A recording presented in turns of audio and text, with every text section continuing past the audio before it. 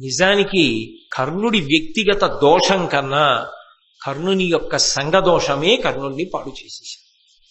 దుర్యోధనుడితో కూడడమే. మహాభారతాన్ని వినండి, మహాభారతాన్ని చదువుకోండి అని ఎందుకు చెప్తారంటే, ఒకడు ఎంత మంచివాడు కానివ్వండి, వ్యక్తిగతంగా ఎంత క్రమశిక్షణ కలిగిన వాడు కానివ్వండి, వాడు సరి అయిన వాడితో కూడలేదనుకో, అంటే స్నేహంలో వాడు మంచివాడైనా వాడు సంఘదోషము కలిగిన వాడైతే, సరి అయిన వాడితో కలిసి తిరగకపోతే, స్నేహితులను సరి అయిన వాళ్ళని ఎంచుకోకుండా అధర్మం వైపు తిరగడం మొదలు పెడితే ఈశ్వరానుగ్రహమునకు దూరమైపోతాడు. దేవేంద్రుడు కర్ణుని యొక్క కవచకుండలములను అర్జించి తీసుకెళ్లాలి అనేటటువంటి సంకల్పంతో బయలుదేరి వస్తున్నప్పుడు దానిని తెలుసుకున్నటువంటి సూర్యుడు ఆ వస్తున్నటువంటి ఇంద్రుడి కన్నా ముందుగానే బయలుదేరి కర్ణుడి దగ్గరికి వచ్చి ఆయనకి హితవాక్కులు పలుకుతున్నటువంటి సందర్భం దగ్గర మొన్న పూర్తి చేసి ఉన్నాను. సూర్య భగవానుడు చెప్పవలసినటువంటి మంచి మాటలన్నీ చెప్పిన తరువాత కర్ణుడు జవాబిస్తూ తన యొక్క ప్రతిజ్ఞలను గురించి చెప్పి, నేను మాట తప్పలేను, ఎవరైనా వచ్చి ఫలానాది కావాలి అని నన్ను యాచన చేస్తే వాళ్ళకి ఇవ్వకుండా ఉండడం మర్యాద కాదు, అసత్యమునకు నేను భయపడతాను, ఇటువంటి దానం చేస్తానన్నది నా ప్రతిజ్ఞ కనుక నేను సూర్యోపాసన చేసేటటువంటి సమయం లోపల, అది పూర్తయ్యే లోపల వచ్చినటువంటి బ్రాహ్మణుల యొక్క కోరిక తీర్చకుండా ఉండలేను కనుక అలా ఇంద్రుడే వచ్చినా అడిగినది నా సహజ కవచ కుండలములే అయినా వాటిని నేను ఇచ్చేస్తాను అని చెప్పడం జరిగింది. దానితో పాటుగా అసలు మనిషికి కీర్తి ఎంత అవసరమో, ప్రయత్నపూర్వకంగా మనిషి కీర్తిని సంపాదించుకునేటటువంటి ప్రయత్నం అవిశ్రాంతంగా ఎలా చెయ్యవలసి ఉంటుందో, దాని చేత మనుష్య జన్మ ఎలా సార్థక్యం పొందుతుందో కర్ణుడు సూర్య భగవానుడితో ప్రస్తావన చేసిన తరువాత జవాబు చెప్తూ సూర్యుడు ఒక మాట అంటాడు. నిజమే కర్ణ, మనిషి కీర్తిని సంపాదించవలసిందే, కానీ ఆ కీర్తిని ఎలా సంపాదించాలి అంటే అందరూ సంతోషంగా ఉండేటటువంటి విధానంలో కీర్తిని సంపాదించాలి. ఒక వ్యక్తి కీర్తిని సముపార్జిస్తున్నప్పుడు ఆయన భార్య కూడా ఆ ప్రక్రియ యందు సంతోషాన్ని పొందాలి, ఆయన బిడ్డలు సంతోషం పొందాలి, ఆయన బంధువులు, ఆయన స్నేహితులు, ఆయన చుట్టూ ఉన్నవారు కూడా సంతోషం పొందాలి. తన భార్య, తన బిడ్డలు, తన బంధువులు, తన స్నేహితులు చిట్ట చివరికి తానే సర్వనాశనం అయిపోయి కీర్తిని పొందితే దాని వలన ఏమిటి ప్రయోజనం? అలా ఎవరైనా కీర్తిని పొందే ప్రయత్నం చేస్తారా? పైగా ఇప్పుడు నిన్ను అడిగేటటువంటి దానం కేవలముగా ఏదో లేక ఒకడు వచ్చి ఉన్నవాడి దగ్గర పుచ్చుకుంటున్నది కాదు, పైగా పుచ్చుకునేవాడికి ఉపయోగపడుతుందన్న నమ్మకం కూడా లేదు. ఈయన సహజ కవచ కుండలములను కోసి వచ్చిన వాడికి ఇస్తే ఆయన ఏం చేసుకుంటాడు వాటిని? అవి ఆయన తొడుక్కోవడం కుదరదు. కాబట్టి ఇటువంటి దానాన్ని నువ్వు ఇవ్వడం చేత నేను మాట తప్పను అనేటటువంటి కేవలము సత్య ప్రతిష్ట, ఆ సత్యమునందు నేను నిలబడతాను, ప్రతిజ్ఞ మీరను అన్న ఒకే ఒక్క పట్టుదలతో నువ్వు దానం చేస్తే చిట్ట చివరికి అవధ్యుడమైనటువంటి నీవు వధ్యుడవైపోతావు, అంటే యుద్ధమునందు మరణిస్తావు. అలా యుద్ధమునందు మరణిస్తే శరీరం పడిపోతుంది. శరీరము పరమేశ్వరుడిచ్చినటువంటి అపూర్వమైన కానుక. అందరి శరీరాలు పడిపోతాయి, కానీ నీ శరీరం పడకుండా ఈ సహజ కవచ కుండలములు ఉన్నాయి.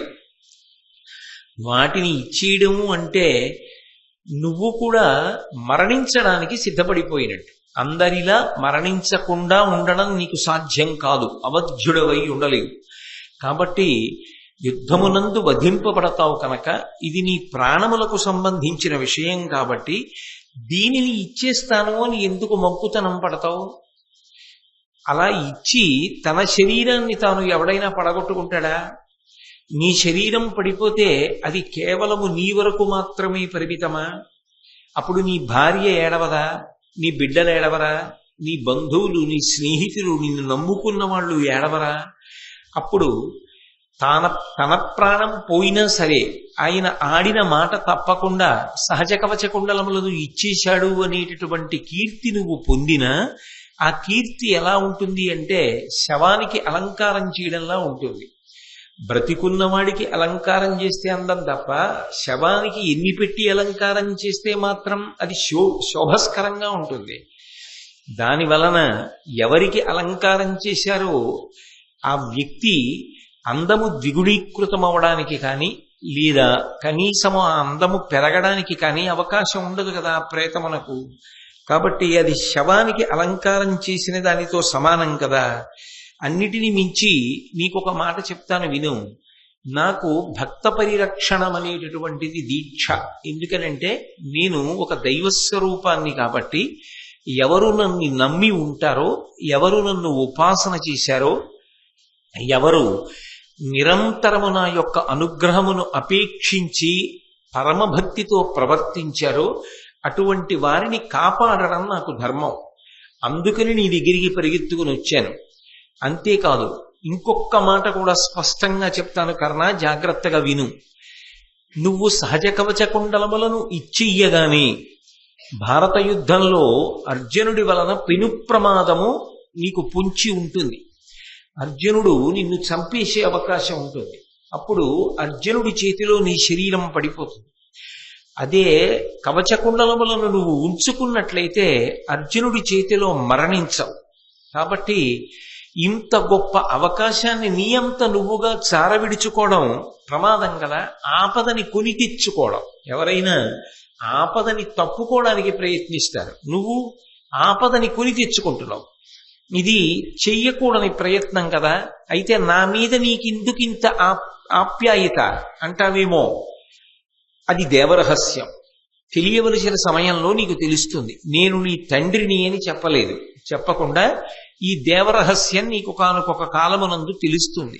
తెలిసిన తరువాత నువ్వు దీన్ని అర్థం చేసుకుంటావు. ఎందుకంటే ఇది జరిగింది ఆరణ్య పర్వంలో. కుంతీదేవి వెళ్ళి అడిగినటువంటి సందర్భం ఉద్యోగ పర్వం. ఆరణ్య పర్వం తర్వాత విరాట పర్వం, విరాట పర్వం తర్వాత ఉద్యోగ పర్వం. అందుకని ఉద్యోగ పర్వంలో కుంతీదేవి మాట్లాడుతూ నువ్వు నా పుత్రుడివి అని చెప్పినప్పుడు మాత్రం సూర్యమండలం నుంచి సూర్యుడు మాట్లాడాడు. అవును, ఆవిడ చెప్తున్నది సత్యమే, ఆమె నీ తల్లి, ఆమె చెప్పినట్టుగా ప్రవర్తించు అని. కానీ ఆరణ్య పర్వంలో దేవేంద్రుడు ఈ కవచకుండలములను తీసుకెళ్లడానికి వచ్చిన సందర్భంలో మాత్రం సూర్యుడు నేను నీ తండ్రిని అన్న మాట కర్ణుడితో చెప్పలేదు. ఇది దేవరహస్యము అన్న మాట మాత్రమే చెప్పాడు. కానీ ఈ రహస్యమేమి అన్నది ఒకనాడు నీకు విదితమవుతుంది. కానీ ఇప్పటికి నేను చెప్పిన మాట విను చాలు అంటే కర్ణుడు అన్నాడు, నాకు అన్నిటికన్నా జీవితంలో భయం అసత్యం గురించి. నేను యమదండన గురించి, యమపాశము గురించి, యమధర్మరాజు గారి గురించి కూడా భయపడను, కానీ అసత్య దోషములకు భయపడతాను. కాబట్టి నేను ఇస్తాను అని ప్రతిజ్ఞ చేశాను. ఆ సమయమునందు వచ్చిన వాళ్ళకి అడిగిన వస్తువు ఇస్తాను, నా శక్తి వంచన లేకుండానని. రేపటి రోజున రావలసిన సమయంలో వచ్చి దేవేంద్రుడు అర్థిస్తే నేను ఇవ్వవలసిందే, లేకపోతే నాకు అసత్య దోషం వస్తుంది. నేను ఆ అసత్య దోషాన్ని తట్టుకోలేను. 2, మీరు చెప్పేదేమిటి? నేను కానీ ఈ సహజ కవచ కుండలములను ఇచ్చేస్తే నాకు ఆపద వస్తుంది, అర్జునుడి చేతిలో నాకు మరణం కలుగుతుందని మీరు భయపడుతున్నారు. కానీ నేను ఒక్క విషయాన్ని మనవి చేస్తాను సూర్యభగవానుడా, జాగ్రత్తగా వినండి. నేను ద్రోణాచార్యుల వారి దగ్గర అనేకమైనటువంటి అస్త్రములు పొందాను. పరశురాముణ్ణి సేవించి పరశురాముడి దగ్గర ఎన్నో అస్త్రములను సంపాదించాను. అనేక దివ్యాస్త్రములు నా దగ్గర ఉన్నాయి. ఇన్ని దివ్యాస్త్రములు నా వద్ద ఉండగా అర్జునుడు నన్నేదో చేస్తాడన్న భయం అక్కర్లేదు. నేను ఈ దివ్యాస్త్రములను ప్రయోగించడం ద్వారా అర్జునుణ్ణి నిగ్రహించగలిగినటువంటి శక్తి నాకున్నది. కవచకుండలములు లేనంత మాత్రము చేత నాకు వచ్చేటటువంటి ఇబ్బంది లేదు. అసత్య దోషాన్ని పొంది కవచకుండలములను ఉంచుకున్నంత మాత్రం చేత నాకు కలిగేటటువంటి అధికమైన ప్రయోజనము లేనప్పుడు సత్యములందు మాత్రమే నిలబడి నాకున్నటువంటి దివ్యమైన అస్త్రబలము చేత అర్జునుణ్ణి భారత యుద్ధంలో నిగ్రహించడం నాకు కీర్తికారకం. అందుకని మీరు ఇంత ప్రేమతో వచ్చి నాకు చెప్పారు, కానీ నేను మీ మాట పెడచెవిని పెడుతున్నాను అని మీ మనసుని కష్టపెట్టుకోకుండా దయచేసి నేను చెప్పినటువంటి భావనని జాగ్రత్తగా అర్థం చేసుకునే ప్రయత్నం చెయ్యండి అని నమస్కరించాడు. అయితే కర్ణుడు మాట వినేటట్టు లేడు. కవచకుండలములను ఇచ్చేస్తాడు అని చెప్పి సూర్యుడికి అర్థమైంది. ఆయన ఇంకొక్క మాట చెప్తాను, పోనీ ఆ పని చెయ్యి, కవచకుండలములను ఇవ్వకుండా ఉండను, ఇచ్చేస్తానంటున్నావు. ఇచ్చేసే ముందు ఇంద్రుడి దగ్గర శక్తి అని ఒక గొప్ప అస్త్రం ఉన్నది, ఆ అస్త్రాన్ని అడిగి తీసుకో. ఎందుకని అంటే, వైరుల చంపి చంపి వెసవొచ్చు గరంబున కాజిలోన అద్దారుణ శక్తి వాసవుడు దానవతొల్లి సహస్ర సంఖ్యలం క్రూర సురారి సంఘముల కూల్చే మహాభుజ నీకు నిమ్మిన ఘోరపు సాధనంబు దొరకొన్న అవశ్యము గెల్తు వైరులన్.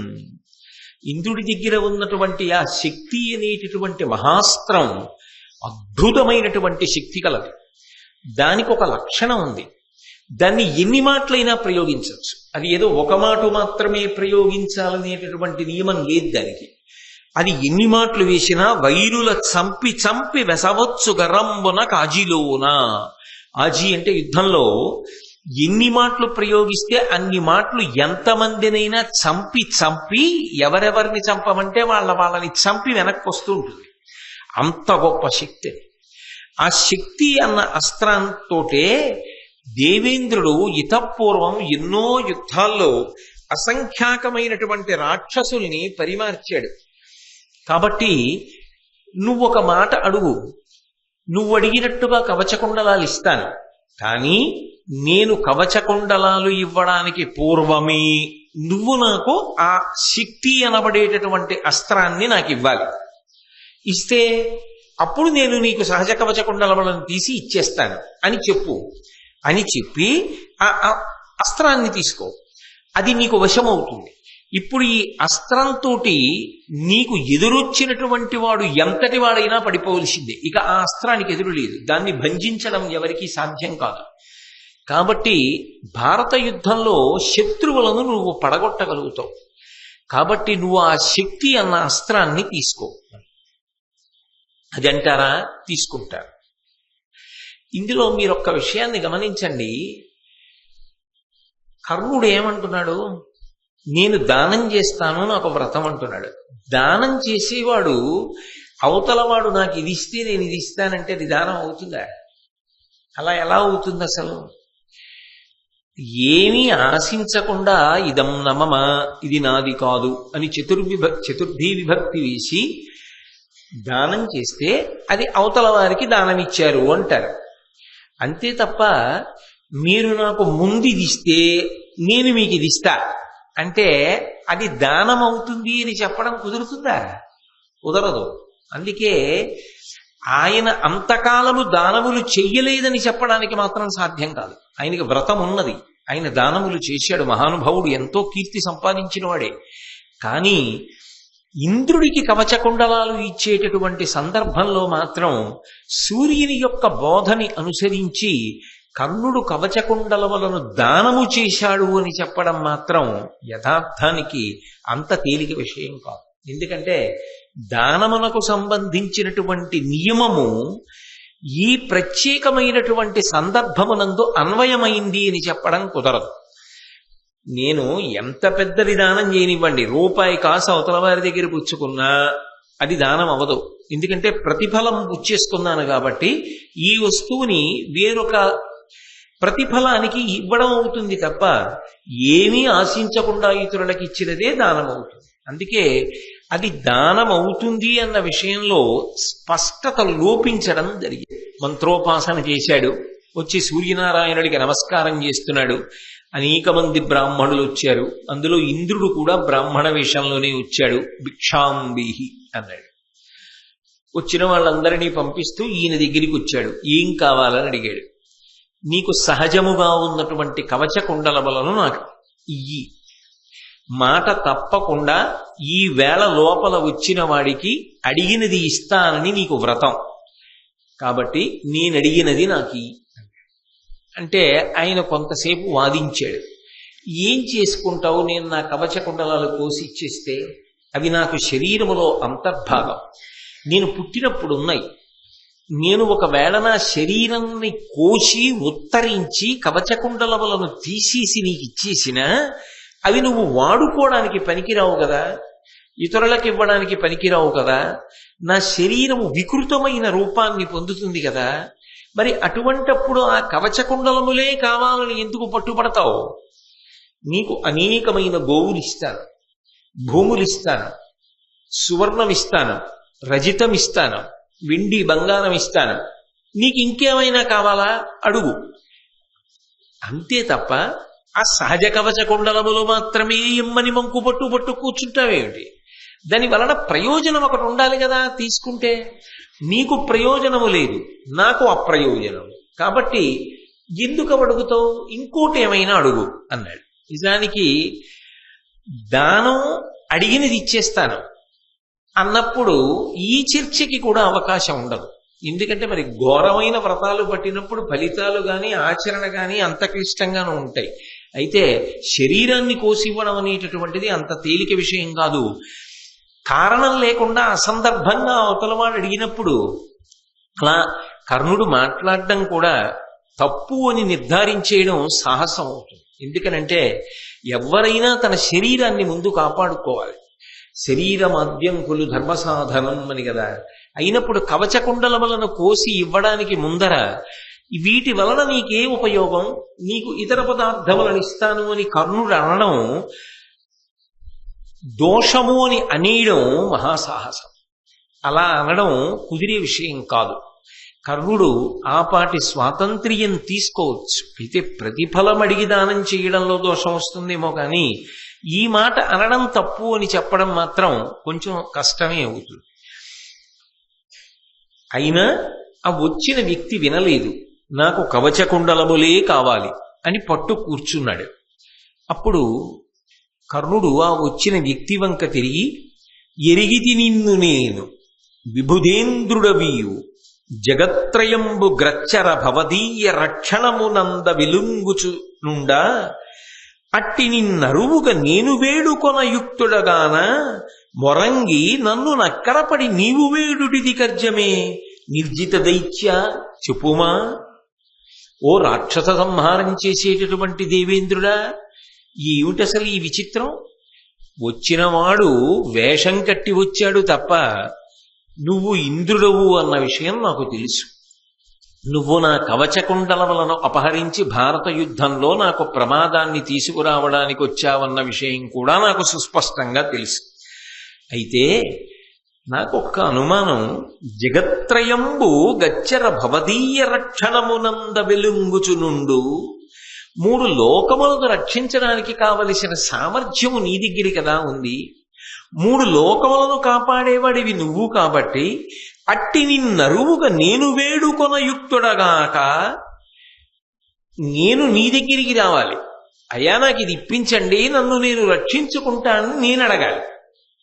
కానీ ఇదేం విచిత్రం, నా దగ్గరికి నువ్వొచ్చి చెయ్యి చాపి భిక్షాందేహి అంటూ అర్థిస్తున్నావు. దేనికి నీకేం ఉపయోగపడుతుందని అడుగుతున్నావు. ఇది ఆశ్చర్యం కదా. ఇంద్రుడంతటి వాడి దగ్గరికి ఇతరులు పెడతారు, నిజానికి నేను కూడా రావాలి. నువ్వొచ్చి నా దగ్గర చెయ్యి చాపుతున్నావు ఏమిటి? భువినెందును దుర్జయుడైన నీకు ఎంతటి గొప్పవాడైనా సరే నీ దగ్గరికి రావలసిందే, వచ్చి నిన్ను అర్థించవలసిందే. కానీ ఇవాళ నువ్వు నన్ను అర్థిస్తున్నావు. మొరంగి నన్ను అక్కరపడి నీవు వేడుటిది కర్జమే నిర్జిత దైత్య చెప్పుమా. ఇలా అడగచ్చా చెప్పు అన్నాడు. అయినా ఆయన దేవేంద్ర రూపాన్ని పొందినప్పటికీ నేను రావలసిన సమయంలో వచ్చాను కాబట్టి నీ ప్రతిజ్ఞ నిలబెట్టుకోవడానికి నీ కవచకుండలములను నాకు ఇవ్వవలసిందే.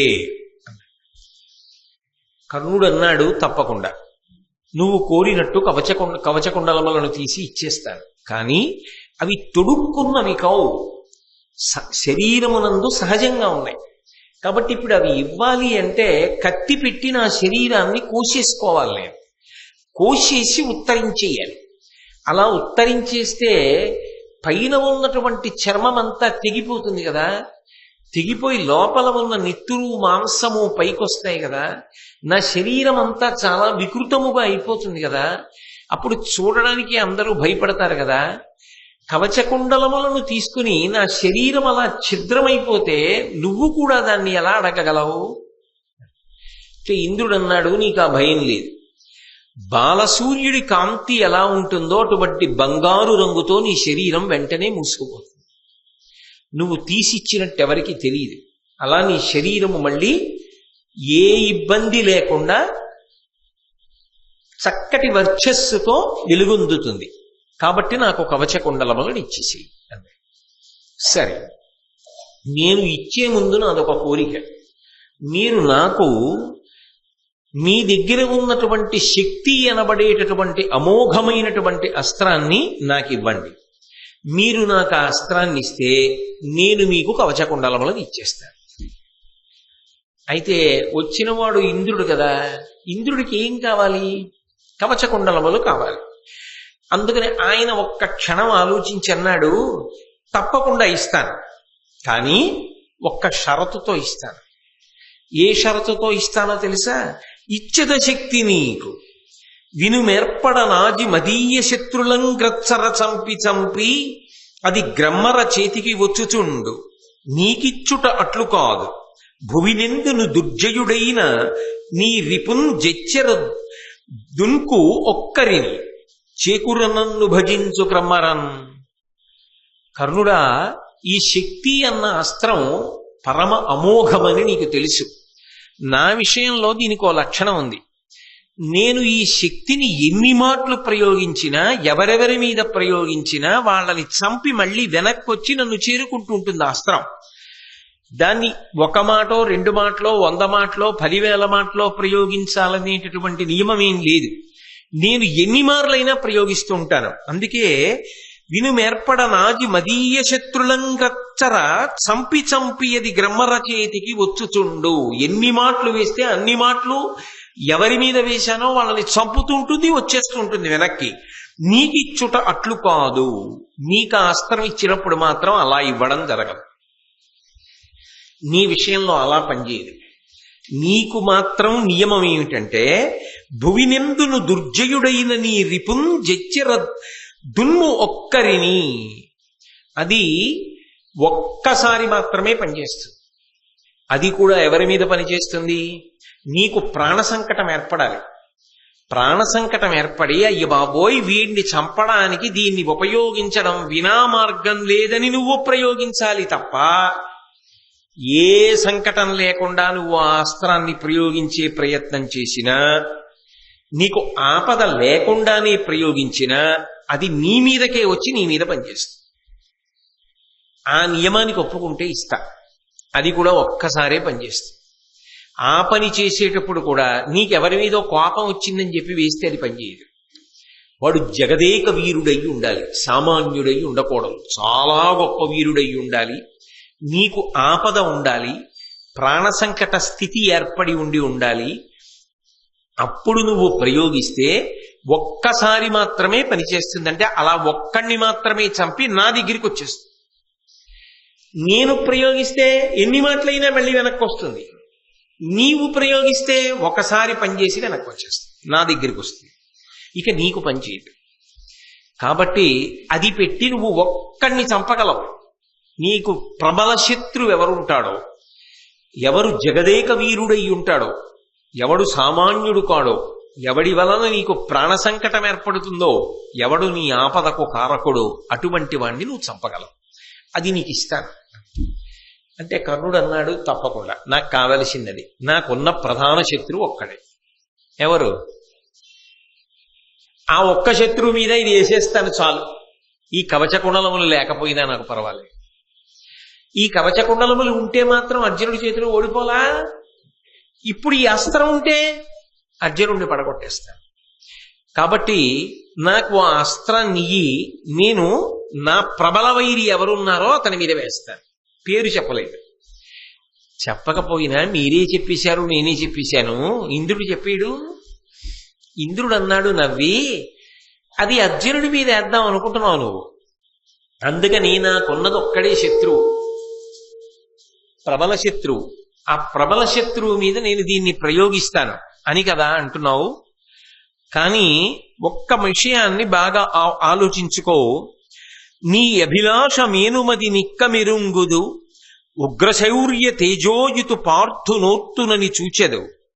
నీకది ఎలతీరు రాధేయ, దయావిధేయుడు విధేయ జగత్రయుండు అవ్యయుండు నారాయణుడు మహాత్మునకు రక్షకుడు ఎరికివాడు సాధ్యుడే. నువ్వు చంపేస్తాను అర్జునుడిని అనుకుంటున్నావు కదా, కానీ అర్జునుణ్ణి చంపడం అనేటటువంటిది అంత తేలికమైన విషయము అని నువ్వు అనుకుంటున్నావా? అది సాధ్యం కాదు.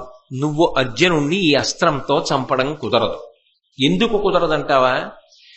నువ్వు ఒక్కడిని చంపగలిగిన గొప్ప అస్త్రాన్ని నీ దగ్గర పెట్టుకున్నా అది అర్జునుడి మీద వేద్దామని నువ్వు అనుకుంటే ఆ అర్జునుణ్ణి రక్షించేటటువంటి వాడు దయావిధేయుడు విధేయ జగత్రయుడు అవ్యయుడు, అన్ని లోకములను తన శాసనమునందు ఉంచుకోగలిగినటువంటి వాడు, భక్తుల పాలిట కల్పవృక్షం లాంటి వాడు, సాక్షాత్ శ్రీమన్నారాయణుడు శ్రీకృష్ణ పరమాత్మయ్యి అర్జునుణ్ణి కాపు కాస్తున్నాడు. ఆయన కాపాడుతుండగా నీ దగ్గర ఈ అస్త్రం ఉంటే మాత్రం నువ్వు వేస్తే అర్జునుణ్ణి చంపడానికి పనికొస్తుందని ఎలా అనుకుంటున్నావు? అందుకే మర్చిపోయాడు. ఏ ఒక్కరోజు శక్తిని కర్ణుడి మీద ప్రయోగిద్దామన్న విషయం జ్ఞాపకమే రాలేదు. ప్రతిరోజు రాత్రి చెప్తుండేవారు. చెప్పాడుగా ఇత పూర్వం శ్రీకృష్ణ పరమాత్మ యొక్క వృత్తాంతం చదివికున్నప్పుడు మీరు విన్నారు.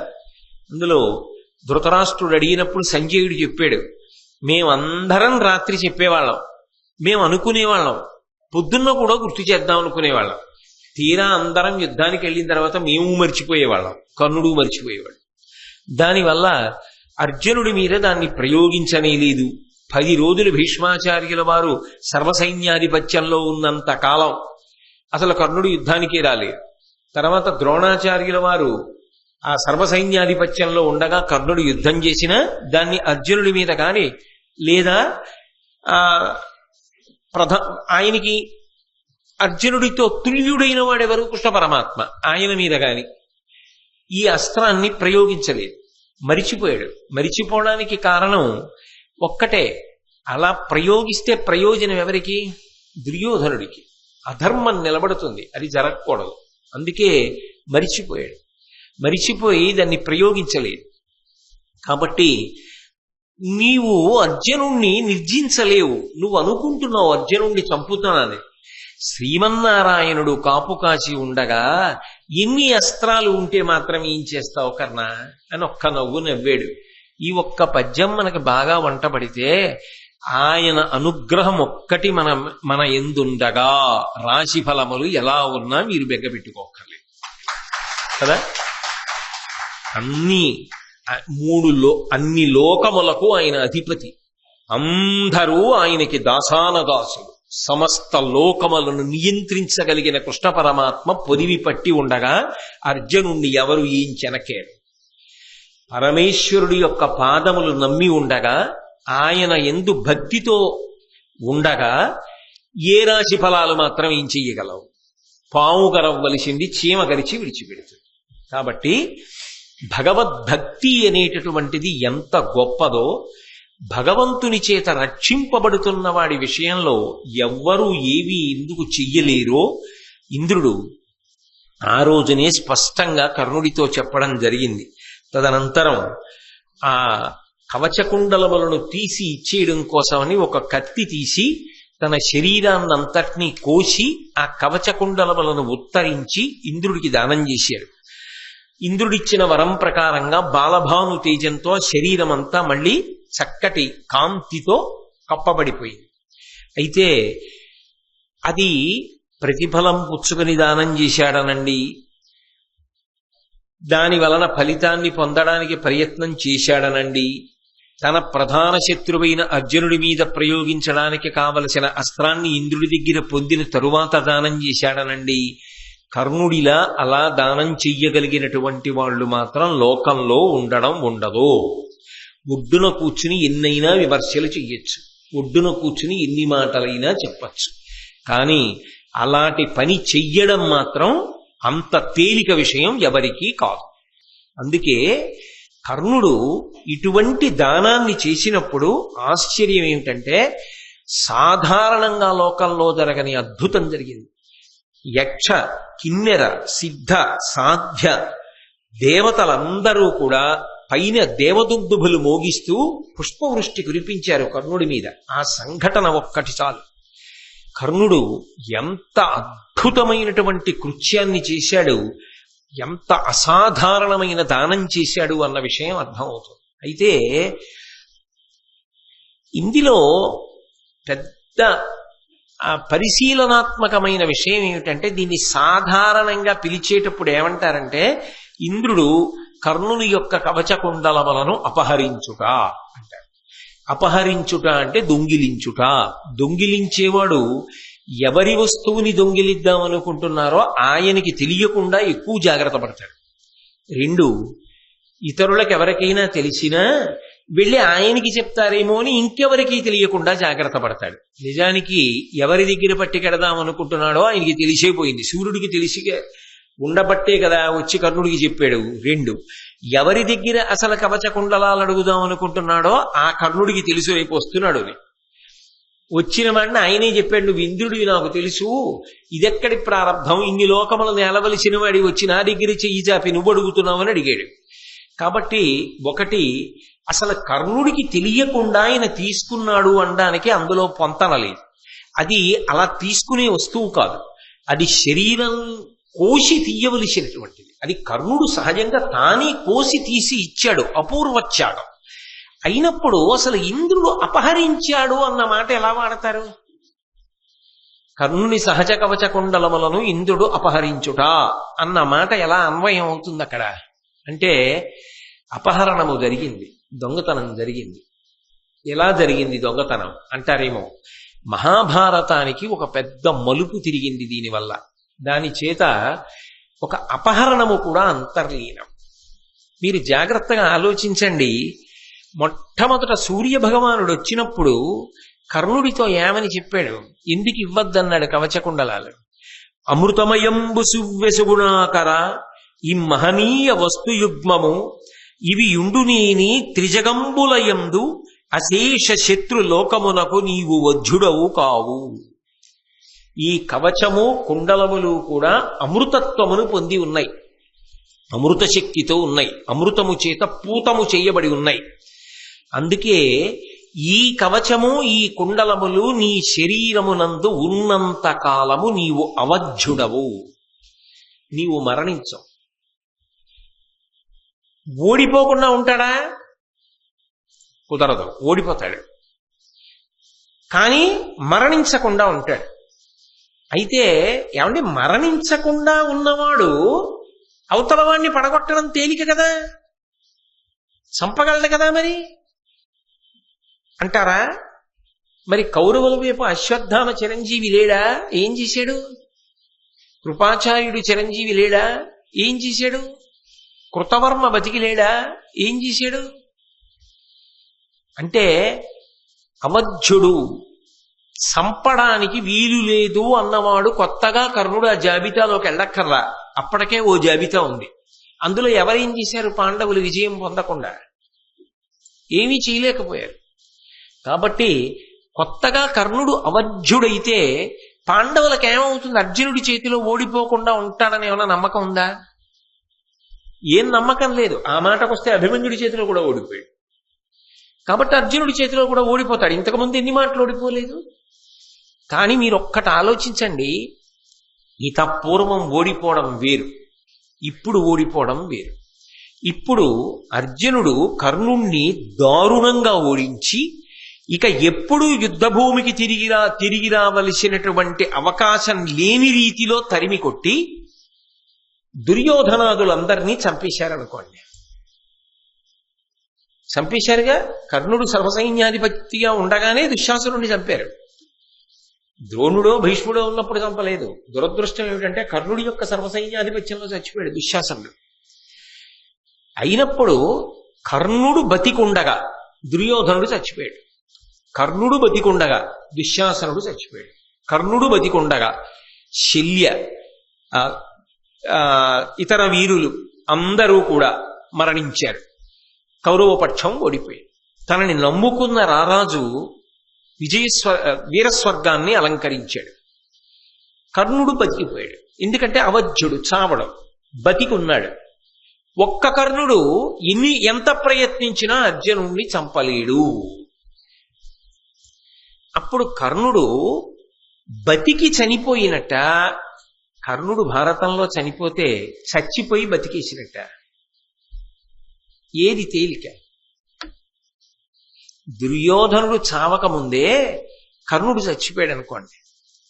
తాను ఏ ప్రతిజ్ఞ కోసం కుంతీదేవి రమ్మన్నా వెళ్ళలేదో, ఏ ప్రతిజ్ఞ కోసం కృష్ణుడు రమ్మన్నా వెళ్ళలేదో, ఏ ప్రతిజ్ఞ కోసం భీష్ముడు చెప్పినా వెళ్ళలేదో, ఏ ప్రతిజ్ఞ కోసమని జీవితంలో అన్నీ త్యాగం చేసేశాడో ఆ త్యాగం పరిపూర్ణమైపోయి కర్ణుడి జీవితం పండిపోతుంది. అక్కడికలా లేదు, ఈ కవచకుండలాలు ఉండిపోయాయి కాబట్టి కర్ణుడు ఓడింపబడ్డాడు అర్జునుడి చేత. మిగిలిన వాళ్ళందరినీ చంపేశారు. ఎవరి కోసం కర్ణుడు యుద్ధం చేయాలి? కర్ణుడు తనకి రాజ్యం పొందుదామని యుద్ధం చేస్తానని ఎప్పుడన్నా అన్నాడా? తనకి రాజ్యం కావాలంటే, తను పట్టాభిషేకం చేసుకోవాలంటే కర్ణుడు యుద్ధం చేయక్కల్లా, పాండవుల వైపుకి వెళ్ళిపోతే చాలు. కర్ణుడికి కావలసింది ఏమిటి? దుర్యోధనుడు రాజవడం. దుర్యోధనుడు రాజు అయ్యే అవకాశం ఉంటే కృష్ణుడు అటు పక్కన ఉంటాడా? ఉండడుగా. ధర్మం అటుందిగా, అది కర్ణుడికే తెలుసుగా, చెప్పేశాడుగా కృష్ణ భగవానుడితోటి. ఖచ్చితంగా ధర్మరాజు గారు గెలుస్తాడు, పట్టాభిషిక్తుడు అవుతాడని చెప్పాడుగా. దుర్యోధనాదులు మడిసిపోతారని ఆయనే చెప్పాడుగా. దుర్యోధనుడి కన్నా ముందు కర్ణుడు పడిపోయాడు అనుకోండి. ఆయన జీవితంలో ఒక గొప్ప తృప్తితో అక్కడికి పూర్తి అయిపోతుంది భారతం. దుర్యోధనుడు చచ్చిపోయాక కర్ణుడు బతికుండిపోయాడు అనుకోండి, ఆ బతుకు కాదు, క్షణ చావు. ఎందుకని? అనేక సమస్యలు వచ్చేస్తాయి. తర్వాత ధర్మరాజు గారికి తెలిసిందనుకోండి, కర్ణుడు పట్టాభిషేకం పొందాడు, కర్ణుడు ఉండగా ధర్మరాజు చేసుకోడు, కాబట్టి కర్ణుడు మరణించాలి. దుర్యోధనుడు మరణించి కర్ణుడు ఉన్నాడు అనుకోండి, కర్ణుడు బతకలేడు. నిరంతరం చచ్చిపోతూనే ఉంటాడు మానసికంగా, కానీ చావడం. ఎందుకంటే కవచకుండలాలున్నాయి. తన చావు కోసం తానే తీసేసేయాలి, కోసేసి. అంతకన్నా నిజానికి అపహరించాడు ఇంద్రుడు. దేన్ని అపహరించాడు? కవచకుండలాల్ని కాదు, కర్ణుడికి రాబోయేటటువంటి విపత్కర పరిస్థితిని అపహరించాడు. అంత బాధ నువ్వు పడకూడదు కర్ణ. స్నేహితుడి కోసం ప్రాణాలు వదిలేయడానికి సిద్ధపడ్డవాడివి. ఆ స్నేహితుడి కన్నా ప్రాణాలు ముందు వదిలేయడానికి కావలసిన అవకాశం నీకు కల్పించేస్తాను. మరి సూర్యుడు ఎందుకు రావాలి? కర్ణుడి యొక్క గొప్పతనం ఏమిటో లోకానికి తెలియచెప్పడానికి. కాబట్టి ఇప్పుడు ఆలోచించండి, నిజానికి ఇంద్రుడు అపహరించినవి కవచకుండలాలు కావు. ఇంద్రుడు అపహరించింది కర్ణుడు కూడా ఊహించని రీతిలో అలా సౌఖ్యంగా ఇన్ని బాధలు పడకుండా మరణించడానికి అవకాశం ఇచ్చేశాడు. అయితే శక్తినిచ్చాడు.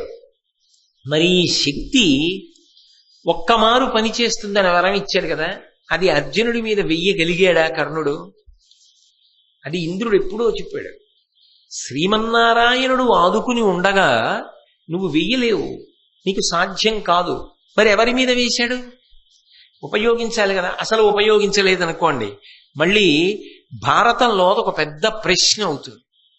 అసలు కర్ణుడి శక్తి ప్రయోగించాల? అసలు కర్ణుడి శక్తిని ప్రయోగించుంటుంటే భారతం ఎలా ఉండేది? అందుకని కేవలం కృష్ణుడు గెలిపించాడంతే.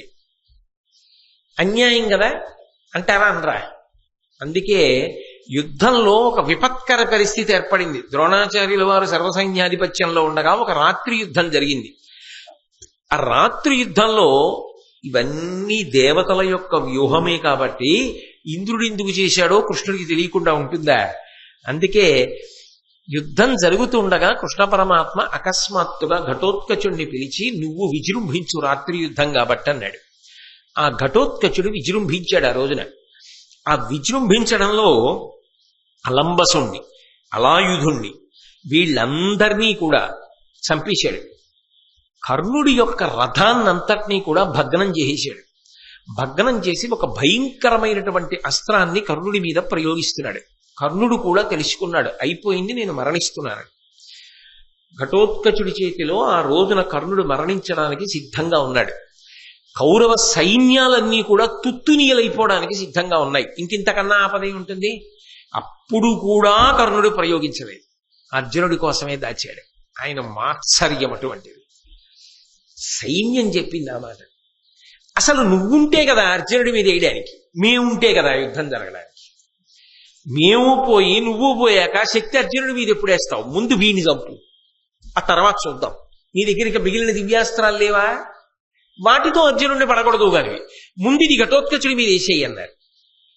ప్రాణములను కాపాడుకోవడానికి తప్పనిసరి పరిస్థితులలో ఇంద్రుడిచ్చినటువంటి వరం అన్వయమవుతోంది కాబట్టి ఆపత్కాలము తనకు మరణ శంక ఏర్పడ్డాయి కాబట్టి ఎదురుగుండా ఉన్నటువంటి వాడు సామాన్యుడు కాడు, పరమ భయంకరమైన వీరుడు.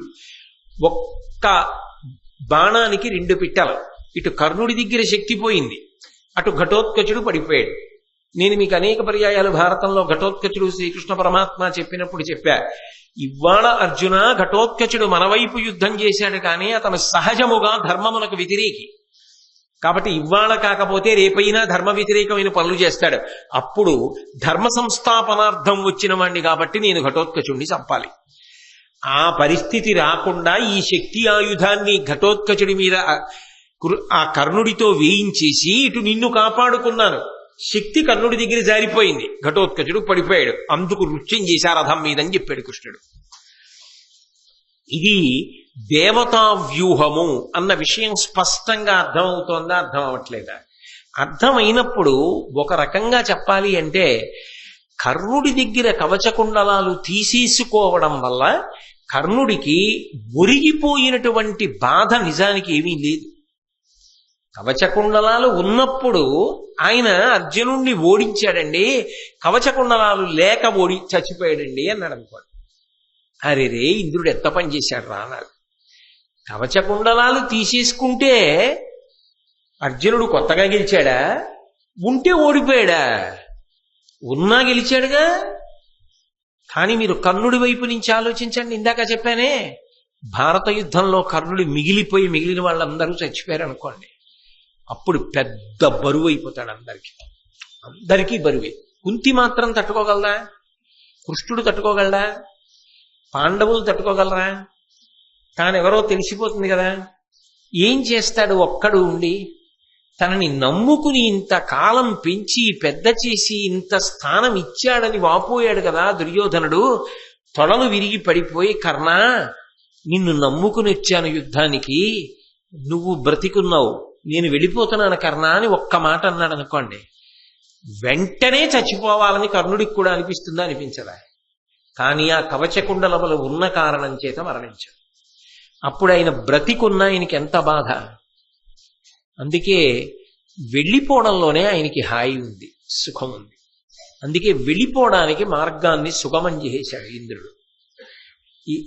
ఏ అంశలో వచ్చిన వాళ్ళు ఆ అంశలో ప్రయోజనం అయిపోయిన తర్వాత వెళ్ళిపోవాలి. ఇంత మంచివాడు, ఆయన ఎందు చాలా సుగుణములు ఉన్నాయి.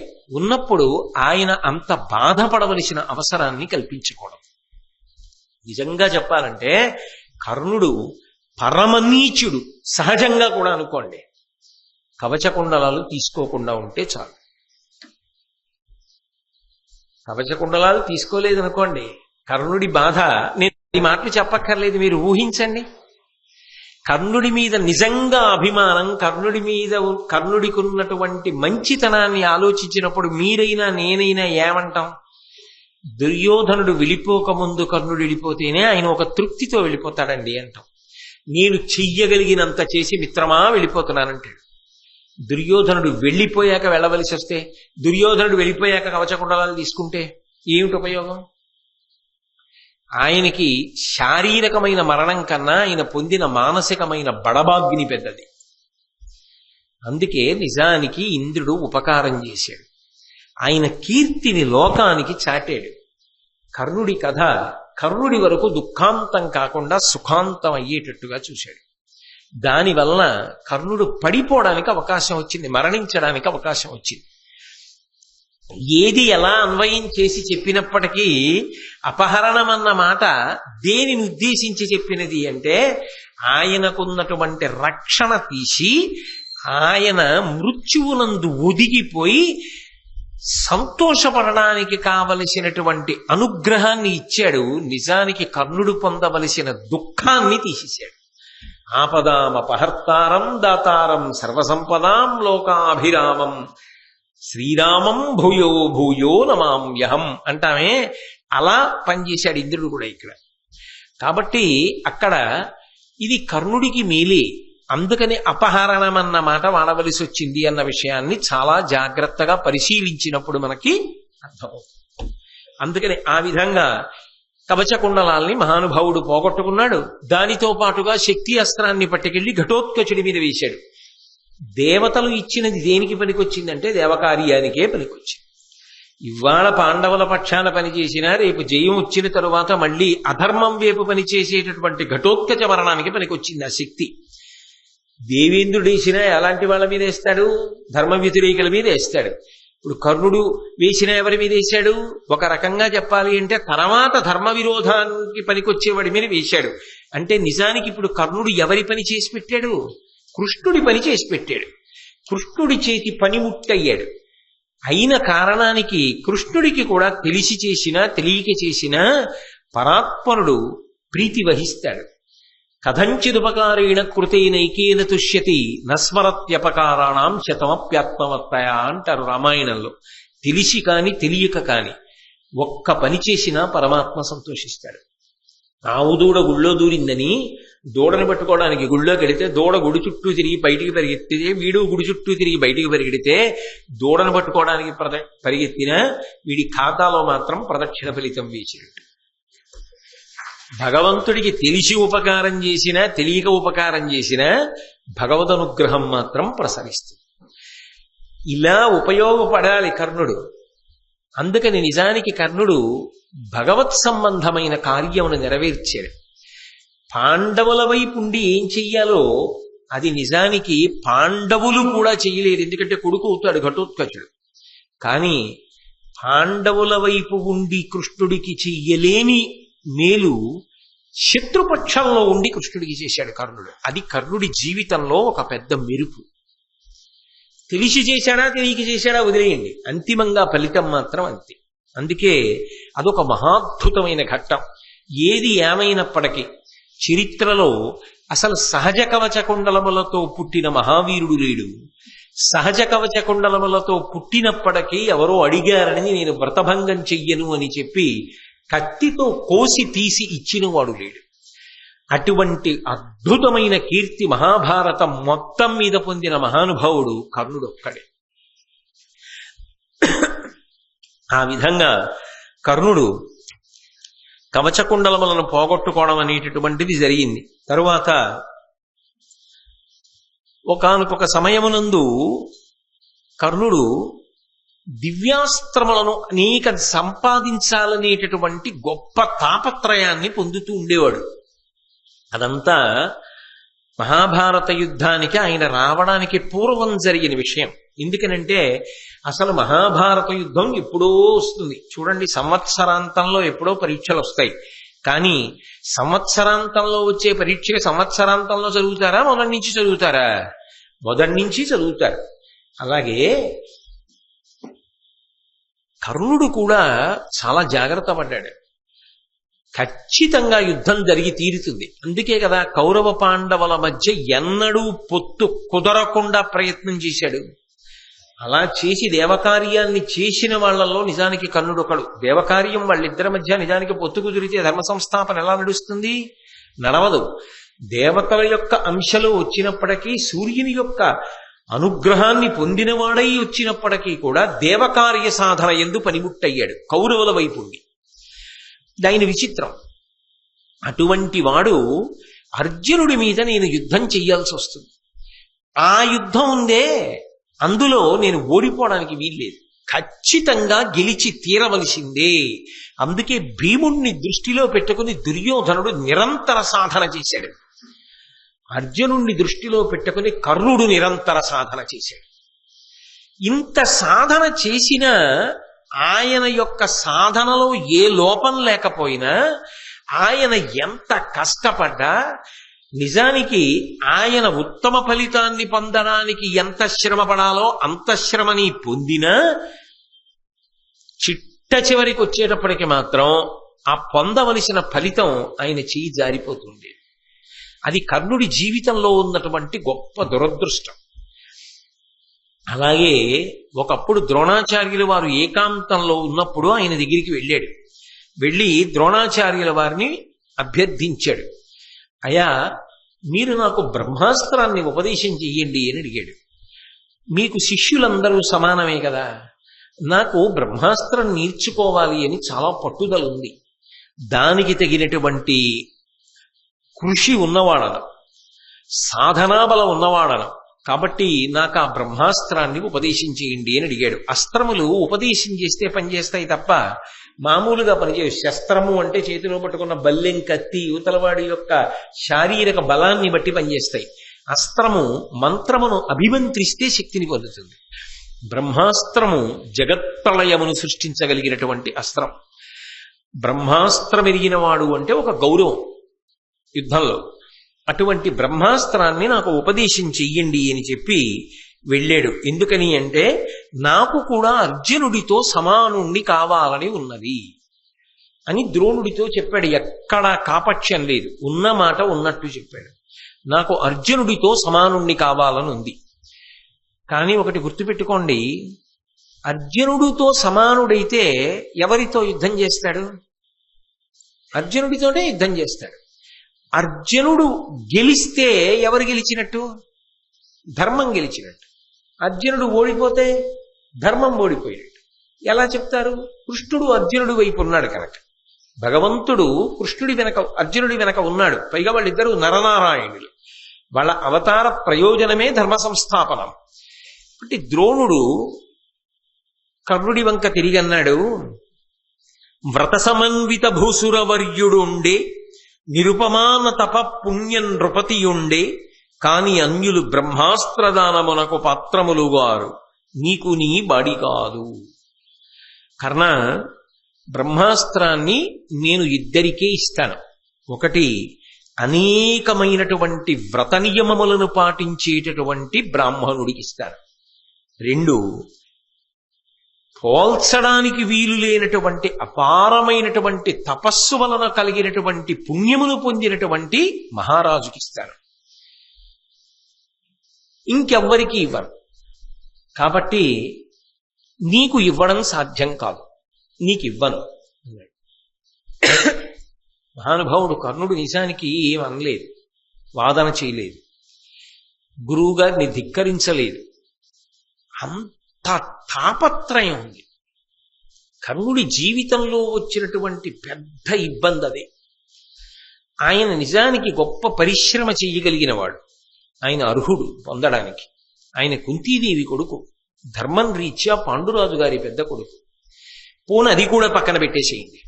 అది కూడా పక్కన పెట్టిన ఒక విద్య నేర్చుకోవాలనేటటువంటి విషయంలో తిరుగులేనిటువంటి కాంక్ష ఉన్నవాడు. నిజంగా అంత పట్టుదలతోటి నేర్చుకోగలిగినటువంటి కృషి, సాధనాబలం కలిగినవాడు. అయినా ఏదో ఒక ప్రతిబంధకం. అసలు ఆయన చదువుకుందాం అనుకుంటే, ఆయన చదువుకుందాం అనుకున్న దానికి, నీకు చదువు చెప్పను అని చెప్పడానికి చెప్పిన కారణానికి పొంతన అంత బాగా కుదరనప్పుడు ఆయన గురువుని ధిక్కరించలేకపోయాడు. కానీ వేరు మార్గాన్ని వెతుక్కోవలసి వచ్చింది. ఏదో ఒక మార్గాన్ని అనుసరించాలి. మీరు చూడండి, ఏదో ఒక చాలా వేగంతో అగ్నితో కూడుకున్నటువంటి ఒక వాయువు భూమిని బద్దల కొట్టుకుని పైకి రావడానికి ప్రయత్నించింది అనుకోండి. మీరేదో గబగబా 4 రాళ్ళో ఏవో అడ్డెట్టారనుకోండి, అక్కడ ఆగుతుందేమో. అది ముందుకెళ్ళి ఏం చేస్తుంది? ఇంకొక చోట నుంచి భూమిని బద్దల కొట్టుకుని పైకి వస్తుంది. లేదు, ఒక నది గొప్ప ప్రవాహంతో ఉంది, దాని ఉత్సాహం అటువంటిది, దాని శక్తి అటువంటిది. మీరు ఒక చోట అది ఊళ్ళోకి రాకుండా, అమ్మ బాబోయ్ అంత పెద్ద వరద వస్తోందని 4 రాళ్ళు అవి ఇవి తీసుకొచ్చి అడ్డేశారు. అది ఊరుకుంటుందా? దాని వేగం అటువంటిది, దాని శక్తి అటువంటిది. అది ఇక్కడ కాకపోతే ఆ ముందుకెళ్ళి పల్లప ప్రాంతాన్ని తీసుకుని ముంచెత్తుతుంది. ఎందుకని అంటే అది ప్రవాహానికి ఉన్న లక్షణం, ఆ ఉత్సాహానికి ఉన్న లక్షణం, ఆ తేజస్సుకున్న లక్షణం. ఆయన సామాన్యుడు కాడు, అపారమైన శౌర్యమూర్తి, పరాక్రమవంతుడు. నిజానికి ఇటువంటి వాడు సక్రమమైన అవకాశం పొందలేకపోయాడు అంటే ప్రధానమైనటువంటి దోషం ఎక్కడి నుంచి వచ్చింది అంటే, కన్యాగర్భము అన్న పేరు పెట్టి తల్లి చెప్పలేదు, తండ్రి చెప్పలేదు. దాని వలన పాపం ఆయన నేర్చుకోవడానికి అవకాశం లేకుండా పోయింది. పైగా ఆయన తాపత్రయాన్ని గమనించిన వాడు లేడు. ఏదో కారణం చెప్పి ఆయనకి పాఠం చెప్పలేదు, ఆయనకి బ్రహ్మాస్త్రం ఇవ్వలేదు. కానీ నేర్చుకుందామన్న తాపత్రయం పోలేదు. నేను ఇందాక చెప్పానే, నది ఎక్కడో అక్కడ పల్లప ప్రాంతం వైపుకి వెళ్ళవలసింది, ఇక్కడ ఆపితే ఇంకో చోట ఎడుతుంది. అంత ప్రవాహాన్ని మీరు ఎలా ఆపగలరు? ఆయనకున్న ఉత్సాహం, ఆయన శక్తి అటువంటివి. అందుకే ఆలోచన చేశాడు, ఇంకెవరు ఇవ్వగలరు బ్రహ్మాస్త్రం అని ఆలోచించాడు. ఆ రోజులలో మహేంద్రగిరిలో పరశురాముడు ఉన్నాడు. పరశురాముడి దగ్గర నేను ఈ బ్రహ్మాస్త్రాన్ని ఉపదేశం పొందాలి, కానీ నేను పరశురాముడి దగ్గరికి వెళ్ళిన తరువాత పరశురాముడు కూడా ఇదే ప్రసక్తి తీసుకొస్తే ఎలా? అందుకే నిజంగా చెప్పాలి అంటే మీరు యథార్థంగా ఆలోచించండి. నేను ఉన్న మాట ఉన్నట్టుగా పరిశీలనం చెయ్యాలి అంటే, ఆయన దాని ద్వారా ఒక పదవిని పొందడానికో తన స్వార్థంతో ఏదో ఒక ప్రయోజనాన్ని పొందడానికో తన కొరకు కాదు ప్రయోజనం, తాను నేర్చుకోవాలి.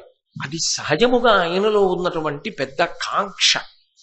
కానీ పరశురాముడు కూడా ఇదే ప్రశ్న వేస్తే, నువ్వెవరు అని అడిగితే మళ్ళీ చదువుకోవడానికి అడ్డొస్తుంది.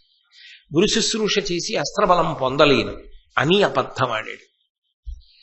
తప్పనిసరి పరిస్థితి, అందుకని అబద్ధం చెప్పవలసి వచ్చింది. అందుకని మహేంద్రగిరి మీద ఉన్నటువంటి పరశురాముడి దగ్గరికి వెళ్ళి, అయ్యా మీరు నన్ను శిష్యుడిగా స్వీకరించండి, నేను భృగువంశంలో పుట్టినవాడను అని చెప్పాడు. పరశురాముడు సంతోషంగా శిష్యుడిగా స్వీకరించాడు. స్వీకరించి అనేక అస్త్రములను నేర్పుతున్నాడు. అసలే ఉత్సాహం, దానికి తోడు ఇప్పుడు పరశురాముడి శిష్యుడయ్యాడు, ఎన్నో అస్త్రములు పొందుతున్నాడు. ఎంత సంతోషంగా ఉంటుంది. కాబట్టి ఇక నాకు గురి తప్పకూడదు, అర్జునుడిని కొట్టాలి. నిరంతర సాధన చేస్తున్నాడు. ఆ సాధన చేసేటప్పుడు ఏదో ఒక లక్ష్యాన్ని గురిపెట్టి కొట్టడమే, అదే పనిగా సాధన చేస్తున్నాడు పరశురాముడి ఆశ్రమంలో. ఆయన ప్రారంధం ఆ సాధన చేసే సమయంలో ఆయన ఏదో ప్రమాదము లేని దాన్ని గురిపెట్టి కొట్టాలని లక్ష్యం పెట్టుకున్నాడు. ఓ చెట్టుకెళ్ళి బాణం తగిలింది అనుకోండి, తర్వాత తీసేస్తాడు. ఆ చెట్టుకు వచ్చే నష్టం ఏముంది? అలా ఏవో లక్ష్యాలు పెట్టుకుని కొడుతున్నాడు. అనుకోకుండా అక్కడికి ఆ పక్కనే ఆశ్రమంలో ఉన్నటువంటి ఒక బ్రాహ్మణుడి యొక్క ధేనువు, ఆవు దూడ పరిగెత్తుకొచ్చింది అడ్డంగా. ఈ బాణం వెళ్ళి దాని శరీరంలోకి దిగడం, ఆ ధేనువు చచ్చిపోవడం ఒక్కసారి. కర్ణుడి ప్రారంధం ఏంటంటే, చచ్చిపోయింది ఒక్క దూడ. నేను తక్కువ ప్రాణం అని అనను, కానీ దానికి ఎంత పెద్ద శాపం ఇచ్చేశాడో తెలుసా బ్రాహ్మణుడు?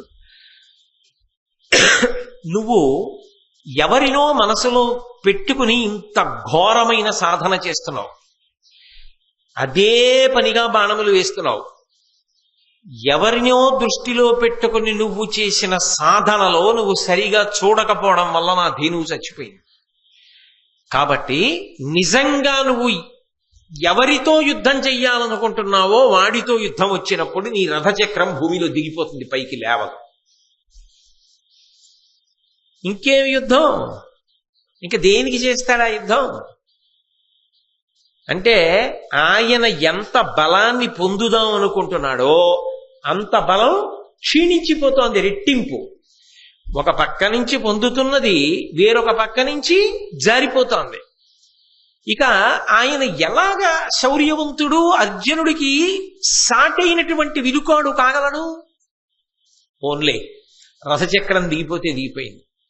పరశురాముడి దగ్గర దివ్యాస్త్రములను ఉపదేశం పొందుతానన్నాడు. కానీ ఆయన ఉత్సాహం చాలా గొప్పదండి, ఏ మాటకా మాటే. ఇన్ని శాపాలు వచ్చి మీద పడిపోతున్నా, ఇంతమంది ఇన్ని రకాలుగా ఇన్ని పాపం వృద్ధిలోకి రాకుండా అడ్డుపడుతున్నా, తాను మాత్రం తాపత్రయ పడుతూనే ఉన్నాడు గొప్పవాణ్ణి కావాలని. ఏమి జీవితం కర్ణుడిది! నిజంగా ఆ పట్టుదల, ఆ సాధనా బలం, వాటిని మెచ్చుకోవద్దు. పరశురాముడి దగ్గర శుశ్రూష చేస్తూ అనేకమైనటువంటి అస్త్రములను ఉపదేశం పొందుతూ చక్కగా శిష్యుడిగా వృద్ధిలోకి వస్తున్నాడు. ప్రారంధం అన్నాను కదా. ఆయన ఇలా ఉండగా ఒక రోజున ఒక విచిత్రం జరిగింది. పరశురాముడు ఎంతో సంతోషించాడు. కర్ణ, నీ యొక్క గురుభక్తికి, నీ సాధనకి, నీకున్నటువంటి ఓర్పుకి, గురువుగారికి శుశ్రూష చేసి విద్య నేర్చుకోవడంలో ఎంత దీక్ష ఉండాలి. అందుకని నీ దీక్షా తత్పరతకి మెచ్చుకున్నాను. నీకు బ్రహ్మాస్త్రాన్ని ఉపదేశం చేస్తున్నానని బ్రహ్మాస్త్రాన్ని ఉపదేశం చేశాడు. కర్ణుడి జీవితంలో ఏ పెద్ద అస్త్రం లభించాలో అది లభించింది. అమ్మయ్యా, ఇప్పుడు అర్జునుడికి ఏ పెద్ద అస్త్రం తెలుసో నాకు కూడా అస్త్రం తెలుసు. కాబట్టి నిజంగా భారత యుద్ధం జరిగినా ఇప్పుడు అర్జునుడు నన్నేం చేయలేడు. నేను కూడా అర్జునుడి పట్ల అంత మొనగాడిగానే నిలబడగలను అని ఎంతో సంతోషాన్ని పొందాడు. వెళ్ళిపోతే ఏమయ్యేదో కృతజ్ఞత చెప్పి. కానీ ఇన్ని ఇచ్చిన గురువు గారు కదా, కొన్నాళ్ళు ఆయన శుశ్రూష చేసి పెడదాం అనుకున్నాడు. అస్త్రం పొందగానే గురువుగారు కృతజ్ఞుడిని వెళ్ళొస్తానండం ఎందుకులే అనుకున్నాడో ఏమో, పాపం ఆయన మంచితనం ఆ గురువు గారికి అలాగే శుశ్రూష చేస్తున్నాడు. కర్ణునుత్సంగమున మస్తకంబు చేర్చి గురుడు నిద్రింప వికృతాతి ఘోర రూపమలకమనియడునొక కీటకము అద్దినేంద్ర తనయు క్రీదొడ తొలిచే సత్వరముగాగా. ఆ పరశురాముడు గురువుగారు కదా, శిష్యవాత్సల్యం, కొడుకుతో సమానంగా చూస్తాడు. అసలు ఆయన కూడా నేను భృగువంశీయుణ్ణి అని చెప్పడానికి ఓ కారణం ఉంది. అబద్ధం చెప్పి గురువుగారి దగ్గర అస్త్ర విద్య పొందాను అన్న కళంకం నాకు ఉండకూడదు, నా మనసులో అది నన్ను తొలిచేయకుండా ఉండాలి అంటే జాగ్రత్త పడ్డాడు. నేను భృగువంశీయుడను అన్నాడు. భృగువంశం వాడే పరశురాముడు. కాబట్టి గురువు ఎవరు? గురువు తల్లి, గురువు తండ్రి, గురువు దైవం, గురువు అన్నీ. అందుకే గురువు గారి దగ్గర శిష్యుడు కొడుకుతో సమానం. అనేక సందర్భాల్లో మీరు కావ్యాలు పురాణాలు చూస్తే నా కోడలనే అంటారు. సంప్రదాయంలో ఉపదేశం పొందినటువంటి శిష్యుడి భార్యని నా కోడలు అనే పిలుస్తాడు గురువు. తన కోడలుగానే చూస్తాడు మనసులో. ఎందుకని అంటే అంతే, ఆ అనుబంధం అంతే. అందుకే గురువుగారి శరీరం పడిపోయిన తరువాత కొడుకు ఎన్ని చేస్తాడో శిష్యుడికి కూడా అంత అధికారము ఉంటుంది. శిష్యుడు కొడుకుతో సమానం. కొడుకు ఏం చేస్తాడు? తను ఏదైనా మంచి వస్తువుని పొందాడనుకోండి, తాను పొంది సంతోషించడం కాదు, తన తండ్రి సంతోషంగా అవన్నీ చూసి ఆనందపడితే ఆనాడు కొడుకు సంతోషించాడనుకోండి, వాడు కొడుకండి. శిష్యుడు తనది గురువుదే అంటాడు. అంటే గురువుగారు పట్టుకుపోతారని కాదు, శిష్యుడు ఇవన్నీ మా గురువు గారివి, కొడుకు అన్నీ మా నాన్నగారివి అన్నట్లుగా భావనతో ఉంటాడు. అందుకే నేను భృగువంశీయుడను అని ఆయన ఎందుకు చెప్పాడంటే, పరశురాముడు నాకు గురువు అయితే ఎవరైనా నాకు తండ్రి, నాకు తల్లి, నాకు దైవం. ఆయన నాకు తండ్రి అయితే నేనేమవుతాను? ఆయనకి కొడుకునవుతాను. శిష్యుడు కొడుకుతో సమానం. కాబట్టి నేను భృగువంశానికి చెందిన వాడితోనే సమానం. కాబట్టి నాకు అబద్ధం చెప్పిన దోషము కలగకుండా ఉండడానికి కొంచెం జాగ్రత్త పడ్డాడు. జాగ్రత్త పడి భృగువంశీయుణ్ణి అన్నాడు. గురువుగారు అంత ప్రేమగానే చూశాడు. అందుకే బ్రహ్మాస్త్రం ఇచ్చాడు. కొడుకు తొడ మీద తండ్రి తలపెట్టుకు పడుకుంటాడు. ఎందుకని అంటే ఏమో శాస్త్రం అంటుంది, పుత్రగాత్ర పరిష్వంగము అని. ఆ తండ్రి కొడుకుని పట్టుకున్నప్పుడు, కొడుకుతో కలిసి ఉన్నప్పుడు అంత గొప్ప సంతృప్తిని పొందుతట, అంత ఆనందాన్ని పొందుతట. అందుకని ఆయన ఏం చేశాడంటే కొడుకు ఒళ్ళో తండ్రి ఎలా పడుకుంటాడో అలా పరశురాముడు పడుకుంటే ఆ కర్ణుడు కూర్చునుంటే పరశురాముడు ఎక్కడి నుంచో వచ్చి కర్ణుడి ఒడిలో తొడ మీద తల పెట్టుకుని పడుకున్నాడు. ఇక్కడి వరకు మీరు ఆలోచించండి, పరశురాముడి మనస్సు యందు ఏమైనా కోపం ఉందా కర్ణుడి మీద? కర్ణుడి మనసులో పరశురాముడి మీద మోసగిద్దామన్న భావన ఏమైనా ఉందా? నిజంగా చెప్పాలంటే కర్ణుడు పరశురాముణ్ణి మోసగించి విద్య పొందుదామన్న భావన ఎప్పుడూ పొందలేదు. ఆయన కర్మ కొద్దీ చెప్పాడంతే. ఆయనకి తప్పనిసరి పరిస్థితి అయింది, ఆ రోజుల్లో అలాగే చెప్పవలసి వచ్చింది. ఆయన అలా చెప్పాడు, కానీ త్రికరణ శుద్ధిగా ఒక శిష్యుడిగానే సేవించాడు. కాబట్టే కర్ణుడి తొడ మీద పరశురాముడు తలపెట్టి పడుకున్నాడు. గురువుగారు నిద్రపోతుంటే గురువుగారిని జాగ్రత్తగా కాపాడుతూ ఆయన గాఢ నిద్రపోతుంటే ఆయనకి విసురుతూ ఆయన సంతోషంగా పడుకుంటే అమ్మయ్య గురువుగారు సేద తీరుతున్నారని ఎంత ఆనందపడిపోయాడు. ఎందుకని అంటే ఆ హృదయమున్న శిష్యుడికి తెలుస్తుంది ఆ గురువుతో ఉండే అనుబంధం. అది నోటి మాటలతో ఎలా తెలుస్తుంది?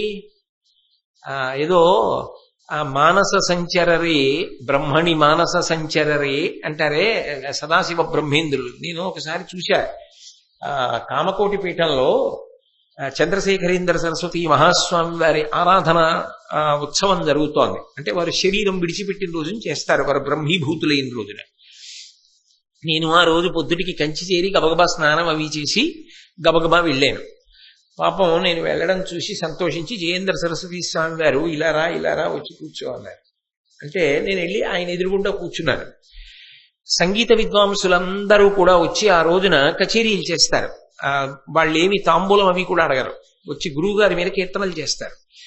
అది గురు సంబంధమైన కీర్తన కాబట్టి మానస సంచరరే బ్రహ్మణి మానస సంచరరే అంటూ ఆ మదసికి పించాల్ అంకృత చెకురే అని ఆ కీర్తన పాడుతున్నారు. పాడుతున్నప్పుడు వింటున్నారు జయేంద్ర సరస్వతి స్వామి వారు. వారు పాపం పెద్దవారు అయ్యారు కదా, ఆ గురువు గారి గురించి వింటున్నారు. వింటూ ఉండడంలో కళ్ళమ్మట నీళ్లు ధారాపాతంగా కారిపోయి ముక్కులోంచి కూడా ఆయనకి నీళ్లు కారిపోయి నోట్లోకి వెళ్ళిపోతున్నాయి. ఆయన గమనించట్లేదు. ఆఖరణ అయిపోతోంది కీర్తన.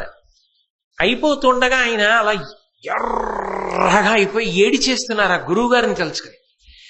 నాకు అస్సలు ఒంటి మీద తెలివి లేదు. నేను ఆ జయేంద్ర సరస్వతి స్వామి వారి వంక అలా చూస్తున్నాను. ఆయన చటుక్కుని నన్ను చూశారు. చూసి ఆయనకు అర్థమైంది, ఓ నేను ఏడుస్తున్నాను, నాకు ముక్కులోంచి కూడా నీళ్లు వచ్చేస్తున్నాయని. ఆ కాషాయం గుడ్డ తీసి తుడుచుకున్నారు కదా, ఆగలేదు ఆయనకి.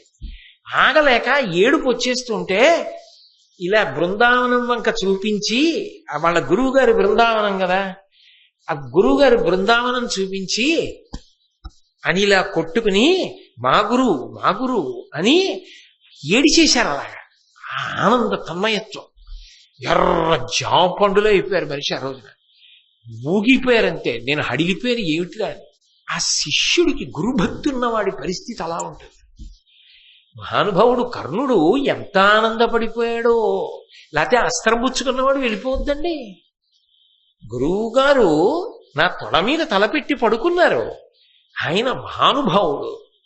లేచాడంటే ఉపాసనే, పడుకుంటే ఉపాసనే, నిద్రపోతూ కూడా మానస సంచరరే బ్రహ్మణి మానస సంచరరే. ఎప్పుడు మనసు రమిస్తూ ఉంటుంది బ్రహ్మంతో అని ఎంత ఆనందపడిపోయాడో ఆ పరశురాముణ్ణి చూసుకుని. విసురుతున్నాడు. ఎక్కడి నుంచి వచ్చిందో అలకమనియడునొక కీటము. అలకము దానికి ఓ పేరు, మళ్ళీ ఆ పురుక్కి దాని పేరు అలకము. అది ఈ కర్ణుడి యొక్క తొడ కిందకి చేరింది. ఈయన కూర్చున్నాడు, తొడ మీద పరశురాముడి యొక్క తల ఉంది. పురుగు తొడ కింద చేరింది, ఆ తొడని తొలిచేస్తోంది. ఏదో భగవాన్ రమణులు పాతాళ లింగం దగ్గర కూర్చుని తపస్సు చేస్తుంటే తేళ్లు జర్రులు ఆయన తొడలన్నీ కొరికేసి రక్తం తాగేసి మాంసం తినేసినట్లుగా కొరికేస్తోంది. నెత్తురు కారిపోయి వచ్చేస్తోంది. ఏమిటి ఇబ్బంది కదలడానికి కర్ణుడికి అంటే, తను కదిలితే తొడ కదులుతుంది, ఆ తొడ కింద పురుగుని పట్టుకోవడానికి తొడ పైకి ఎత్తాడు అనుకోండి, చెయ్యి కింద పెట్టి పురుగుని పట్టుకున్నాడు అనుకోండి, నలిపేస్తాడు. కర్ణుడా మాటలా. కానీ తొడ పైకి ఎత్తాడు అనుకోండి, గురువు గారి మెడ పైకి ఎత్తుతుంది, మెడ పైకి లేస్తుంది. ఆయనకి అసౌకర్యమై ఆయన లేచారనుకోండి, అబ్బా గురువు గారికి నిద్రాభంగం అవుతుందే, పడుకున్నారే గురువుగారు, ఆయనకి నిద్రాభంగం అవడమా, తట్టుకోలేకపోయాడు. ఎంత మృదు హృదయం అండి, ఎంత గొప్ప శిష్యుడండి కర్ణుడు. అలాంటి వాడు శాపాలు తినడం నిజంగా జీర్ణం అవదు. అందుకే మహాభారతంలో కర్ణుడే అనడానికి కారణం అదే. కర్ణుడు లేని భారతం లేదు అనడానికి కారణం, ఎక్కడ ఉంటాడు అటువంటి శిష్యుడు? తొడ కదపల, అది తొలుస్తోంది. నెత్తురు అలా కారిపోయి ఈయన ఇలా పడుకున్నాడు కదా, ఈయన కిందకు వచ్చింది నెత్తురు. ఆ పరశురాముడికి తడిగా తగిలింది.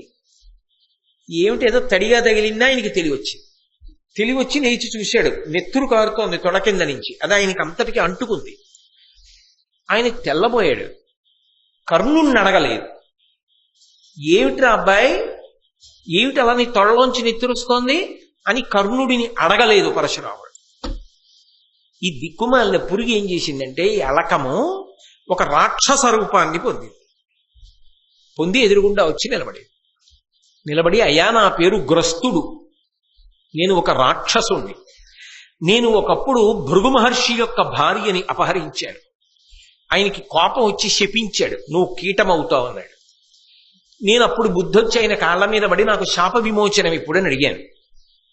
పరశురాముడు కావాలని చూడక్కర్లేదు, పరశురాముడి దృష్టిలో నువ్వు పడగానే నీకు శాప విమోచనం అన్నాడు. ఇవాళ మీరు పడుకున్నారు, మీ దృష్టిలో పడదామని నేను ఈయన తొడ కొరికాను, మీరు లేచారు, నేను బయటకు వచ్చాను. మీరు ఒక్కసారి ఏమిటది ఇలా చూశారా, నేను కనపడ్డాను, మీ దృష్టిలో పడ్డాను, నా శాప విమోచనం అయిపోయి రాక్షసుణ్ణి అయిపోయాను. ఒక్క నమస్కారం, కృతజ్ఞుణ్ణి, నేను బయలుదేరుతున్నానని ఆయన వెళ్ళిపోయాడు. ఆయనకి శాప విమోచనం అయిపోయింది, బానే ఉంది. ఇక్కడ మీరు ఒక్కటి గమనించాలి, కర్ణుడిలో ఏమైనా దోషం ఉందా? ఆయన మనస్సులోనైనా కనీసం దోషం ఉందా? పాపం ఏం లేదు. అప్పటికి కూడా కర్ణుడు ఏమనుకుంటున్నాడంటే, బహుశా ఒరే నాన్న, ఇంత నిత్తురు గారిపోయినా నాకు నిద్రాభంగం అవుతుందని తొడకదపలేదా అంటాడనుకున్నాడేమో. ఏమిటో ఆయన కర్మ, భృగువంశంలో వాణ్ణి అని చెప్పకుండా క్షత్రియుణ్ణి అని చెప్పినా ఈ గొడవ లేకపోనేమో. ప్రారంధం అంటే అంతే, దురదృష్టవంతుడు పాపం. నిజంగా అది చెప్తే మాత్రం అబద్ధమే ఉందండి, ఆయన కుంతి కుమారుడు కాడు. ఈ పరశురాముడు ఆ తొడ కన్నం పడిపోయి ఇంత నెత్తురు గారిపోయింది కదా, ఇంత గొప్పవాడు కదా పరశురాముడు. ఈ పరశురాముడు ఇలా ఏ భావన లేకుండా చూస్తేనే ఒక కీటము రాక్షసుడైపోయింది. అంటే చూపుకంత శక్తి ఉంది.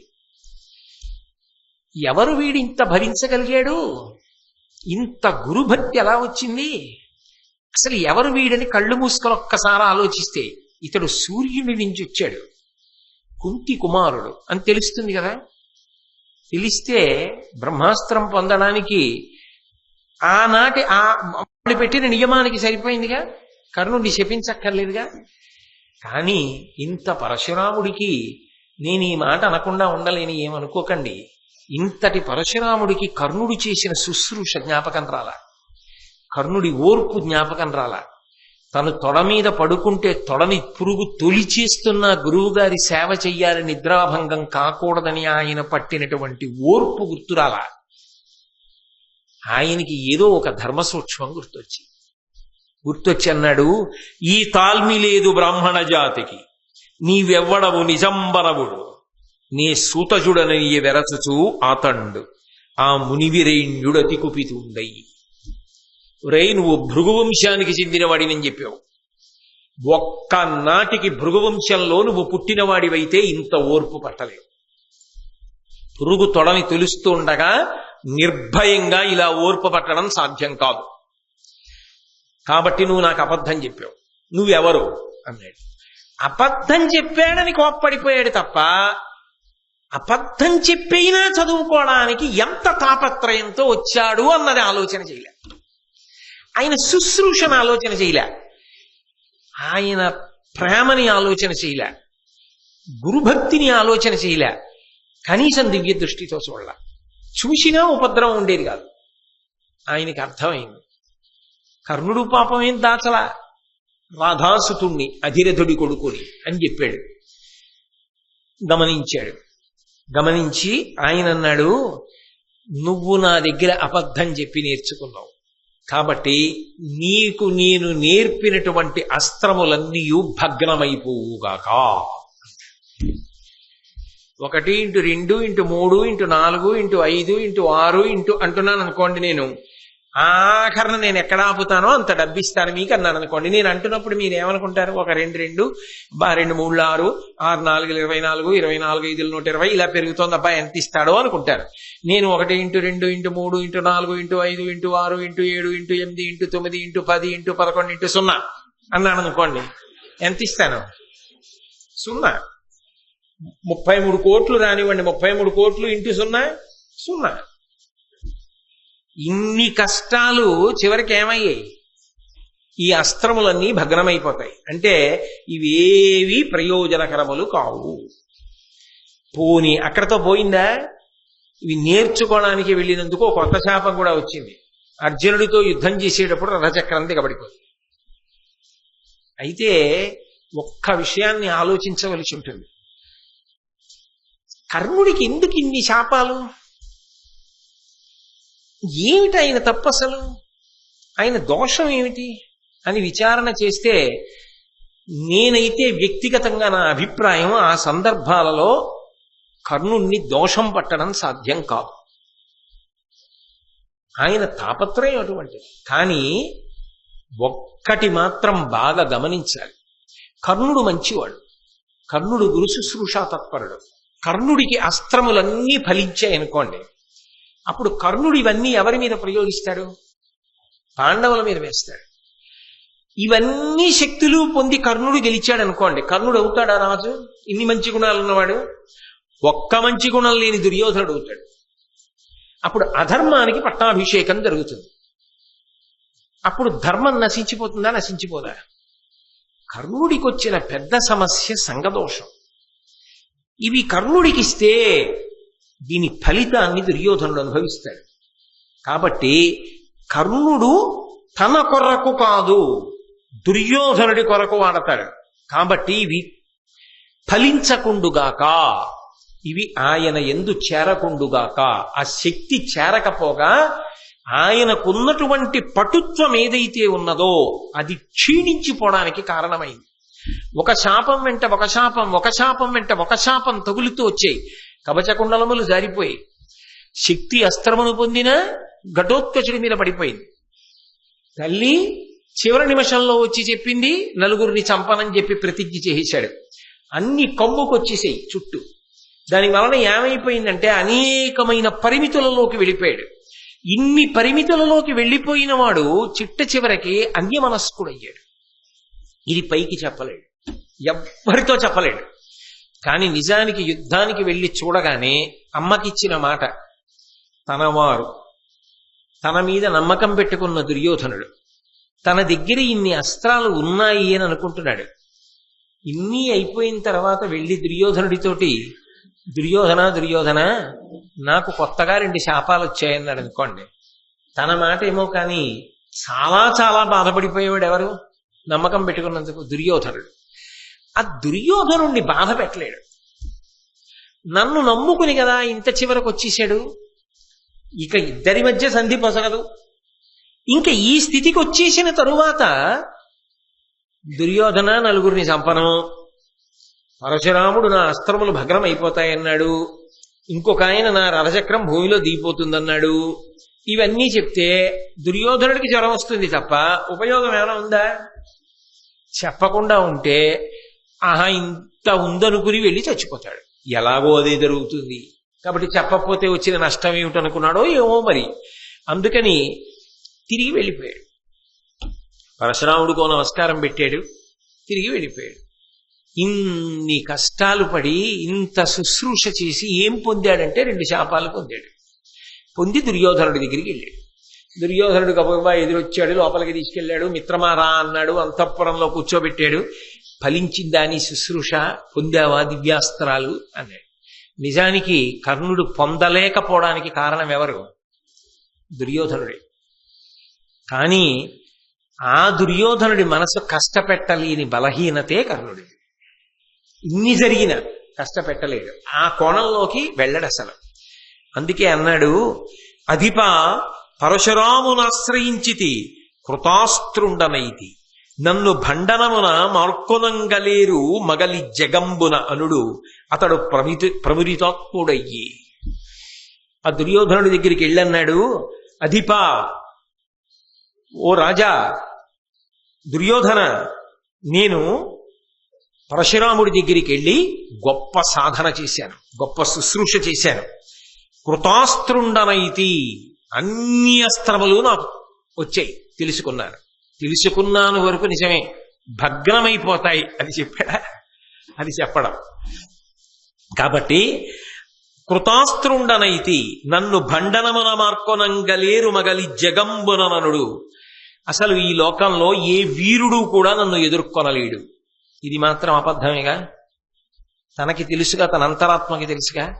కానీ కర్ణుడు ఆ మాట అన్నాడు అంటే కేవలము ఆ మిత్ర ప్రేమ. ఆ దుర్యోధనుడు బెంగెట్టుకోకూడదు. అందుకని నన్నెవ్వరేం చేయలేరు అనేటప్పటికీ సంతోషపడ్డవాడు ఎవరంటే దుర్యోధనుడు. అతడు ప్రమిదితాత్ముడయ్యే, పరమ సంతోషాన్ని దుర్యోధనుడు పొందాడు. పైకి నవ్వుతూ ఎంతో సంతోషంగా నిజంగా పొంది వచ్చిన వాడిలా కనపడుతున్నా 2 శాపములు నాకు వచ్చాయని లోపల తొర్రలో అగ్ని ఉన్న పచ్చని చెట్టులా కాలుతున్నవాడెవరు? కర్ణుడు. యుద్ధం ఎంత దగ్గరికి వస్తోందో కర్ణుడు అన్నిటినీ పోగొట్టుకుంటున్నాడు. నిజానికి కర్ణుడి వ్యక్తిగత దోషం కన్నా కర్ణుని యొక్క సంఘదోషమే కర్ణుడిని పాడు చేసేసింది. దుర్యోధనుడితో కూడడమే.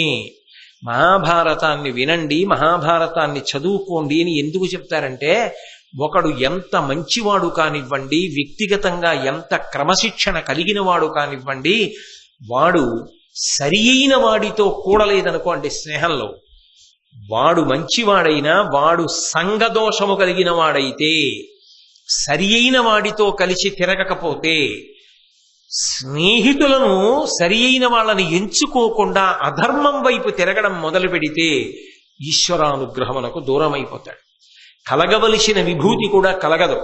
అందుకే మనిషి ప్రయత్నపూర్వకంగా తెలుసుకోవలసింది ఏమిటి అంటే, తాను కష్టపడుతూ ఉండడమే కాకుండా తాను లోపల బాగా స్నేహితుడు అని పట్టుకోవలసింది ఎవరిని అంటే ధర్మమునందు అనురక్తి ఉన్నవాడిని, అలా భగవద్భక్తి కలిగిన వాడిని, ఆ ఒరిపిడి యందు నిలబడగలిగిన బలమున్నవాడెవరుంటాడో వాణ్ణి స్నేహితుడిగా లోపల అంగీకరించాలి. అంగీకరించి వాడితో కలిసి ఉన్నాడనుకోండి, అది ఉభయుల యొక్క అభ్యున్నతికి దారితీస్తుంది, కృష్ణార్జునుల్లా ఉంటుంది. అది లేదనుకోండి, ఒకడెంత కష్టపడుతున్నా రెండవ వాడు అపాత్రుడు కనుక, అధర్మమునందు మగ్గిపోతున్నవాడు కనుక, వాడి పక్కన చేరిన కారణం చేత వీడి విభూతులు కూడా జారిపోతాయి. స్నేహమునందు ఎంత జాగ్రత్తగా ఉండాలి అన్నదానికి కర్ణ దుర్యోధనులే ప్రబల ఉదాహరణము. నేను తరచుగా అంటుంటాను, ఒక్క పువ్వుల దండలో ఒక చీమ ఉందనుకోండి, ఒక నల్ల చీమ, ఆ పువ్వుల దండ పట్టుకెళ్ళి పరమశివలింగానికి వేశారనుకోండి, అనుకోకుండా శివలింగం కూడా, ఆ శివలింగం మీద ఈ చీమ పాకే అవకాశాన్ని పొందుతుంది. నిజానికి అది వెళ్ళి శివలింగం మీద ఎక్కిందా, ఎక్కగలదా, ఎక్కలేదా, ఈ చర్చ అంతా అక్కర్లేదు. కానీ అది తిన్నగా శివలింగం మీదకి వెళ్ళిపోతుంది. ఎందుకు వెళ్ళిపోతుంది అంటే పూలదండను ఆశ్రయించింది కాబట్టి. అది పూలదండను ఆశ్రయించకుండా వేరొక వస్తువుని దేన్నో ఇదైందనుకోండి, ఒక కర్రని పట్టుకుందనుకోండి, ఆ చీమ ఆ కర్రని పట్టుకెళ్ళి ఇంకో దాన్ని దేన్నో కొట్టడానికి ఉపయోగిస్తే ముందు కింద పడి చచ్చిపోయేది ఏదంటే చీమే. దేన్ని పట్టుకుంది అన్నదాన్ని బట్టి అభ్యున్నతి ఉంటుంది. ఇనుమే ఉంది, అగ్నితో కలిసిందనుకోండి, వంగి ఇంటి కిటికీకి ఊచలవుతుంది. ఇనుము వంగింది కాబట్టే దేవాలయానికి అలా అద్భుతమైనటువంటి రక్షణ పరికరంగా మారింది. ఆ ఇనుమే నీటితో కూడిందనుకోండి, తుప్పు పట్టి ముక్కలై విరిగిపోతుంది, అవతల బారేస్తారు, చేత్తో ముట్టుకుంటే తెగుతుంది అని దూరంగా బారేస్తారు. నీటితో కలిసిన ఇనుము తుప్పు పట్టి నాశనమైంది. అగ్నితో కలిసిన ఇనుము 10 మందికి పనికొచ్చి శాశ్వతంగా అలా చాలా కాలం ఉంటుంది. నువ్వు ఎవరితో కలుస్తావన్నది చాలా ప్రధానం. నువ్వు ఎవరితో కలుస్తావన్నది నీ అభ్యున్నతి మీద పరోక్షంగా ప్రభావాన్ని చూపిస్తుంది, ఈశ్వరానుగ్రహాన్ని ప్రసరింపచేస్తుంది. అందుకే మనిషి స్నేహం విషయంలో పరమ జాగ్రత్త వహించాలి అన్న విషయం కర్ణుడి జీవితం ద్వారా కూడా మనకి అందుతుంది. లేకపోతే ఇంతమంది మహాత్ములు తెలుసుకోగలిగిన వాళ్ళు కూడా తెలుసుకోలేదు అంటే, తెలుసుకుని కర్ణుడు ఆదరణకు యోగ్యుడైన చివరికి ప్రయోజనము దుర్యోధనుడికి చెందుతుందేమో అన్న భయము చేతనే దేవతలు అవకాశం ఇవ్వలేదేమో అనిపిస్తుంది. కాబట్టి ఆ కృష్ణ పరమాత్మ అనుగ్రహము చేత మనందరం కూడా చక్కగా ధార్మిక నిష్టతో ధార్మికులైన వారితో కూడి, అందరూ ధార్మికులుగా ఉండాలని కోరుకుందాం. ధార్మికులతో కూడి అంటే కొంతమంది అధార్మికులుగా ఉండాలి అన్న అర్థం లేదు అందులో. అలా ఎందుకు? అందరూ ధార్మికులై ఈశ్వరుని యొక్క అనుగ్రహములకు పాత్రులగుదురుగాక అని మనం భగవంతుడికి నమస్కారం చేద్దాం. మళ్ళీ రేపు సాయంకాలం 7 గంటలకు కలుసుకున్నప్పుడు మహాభారతము కర్ణుడు పరిశీలనం చేసే ప్రయత్నం చేద్దాం. మంగళాశాసన పరై మదాచార్య పురోగమై సర్వైశ్చ పూర్వైరాచార్యై సత్కృతాయాస్తు మంగళం. మంగళం కోసలేంద్రాయ మహనీయ గుణాత్మనే చక్రవర్తి తనూజాయ సర్వభౌమాయ మంగళం. ఉమాకాంతాయ కాంతాయ కామితార్థ ప్రదాయిని శ్రీగిరీశాయ దేవాయ మలినాథాయ మంగళం.